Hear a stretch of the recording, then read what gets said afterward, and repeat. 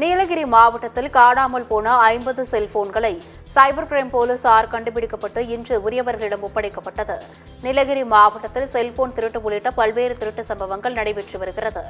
இந்த நிலையில் நீலகிரி மாவட்ட காவல்துறை கண்காணிப்பாளர் செய்தியாளர்களிடம் பேசிய போது, கடந்த 2 ஆண்டுகளில் 175 செல்போன்கள் திருடப்பட்டு உள்ளது என்றும், கடந்த 2 ஆண்டுகளில் மட்டும் 2,59,00,000 செல்போன்களை சைபர் கிரைம் போலீசாரால் மீட்கப்பட்டு உரியவர்களிடம் சேர்க்கப்பட்டுள்ளதாகவும் கூறினார்.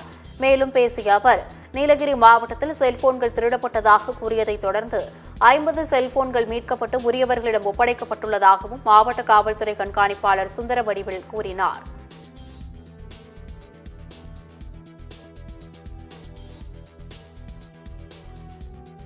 மாவட்டத்தில் இந்த காணாமல் போன செல்போன்கள் கண்டுபிடிச்சு உரியவர்களிடம் ஒப்படைச்சிருக்கோம். கிட்டத்தட்ட இன்னைக்கு ஒரு 50க்கும் மேற்பட்ட செல்போனை நம்ம ஒப்படைச்சிருக்கோம்.